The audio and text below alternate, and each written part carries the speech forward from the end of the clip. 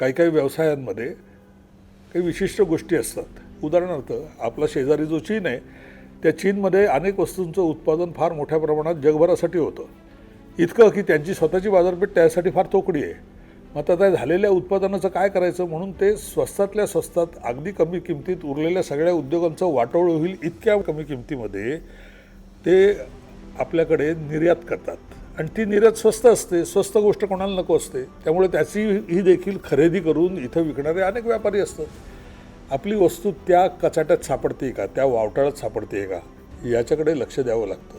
अशा कितीतरी गोष्टी आहेत. उदाहरणार्थ दिवाळीच्या वेळेला लागणाऱ्या माळा, पूर्वीच्या इलेक्ट्रिकल माळांच्या ऐवजी अगदी बारीक फार कमी वीज लागणारी, त्याच्यावरती सुद्धा तग धरणारी, अगदी लवचिक, हवे तसं त्याच्यामध्ये आपल्याला रोषणाईचं डिझाईन करता येईल अशा प्रकारच्या माळा चीननं आणल्या. फार काय गणपती आणले. अशा कितीतरी वस्तू असू शकतात.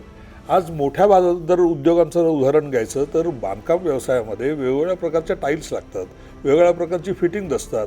ती धातूची असतात, प्लॅस्टिकची असतात किंवा तत्सम प्रकारच्या कृत्रिम वस्तूंची असतात.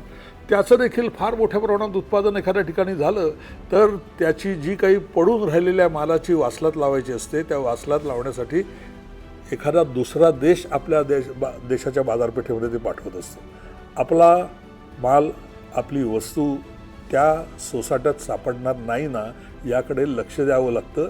कधीकधी नुसतं लक्ष देऊन भागत नाही. जर उरलेले ते विकतायत तर आपणच ते खरेदी करून आपणच सतत ते वापरायला लागणं हा त्याच्यावरती अनेकदा उपाय असतो. जे अनेक बांधकाम कंत्राटदारांनी किंवा बांधकाम करणाऱ्या व्यावसायिकांनी तसं प्रत्यक्षात केलेलं दिसतं की ज्याच्यामुळे त्यांची स्वतःची तयार घर देण्याची क्षमता ही फार बदलली आहे. त्यांचा वेग फार बदलला आहे. त्यामुळे अशा प्रकारचा देखील व्यापार चक्राचा लाभकारक देखील परिणाम असू शकतो, हानिकारक पण परिणाम असू शकतो.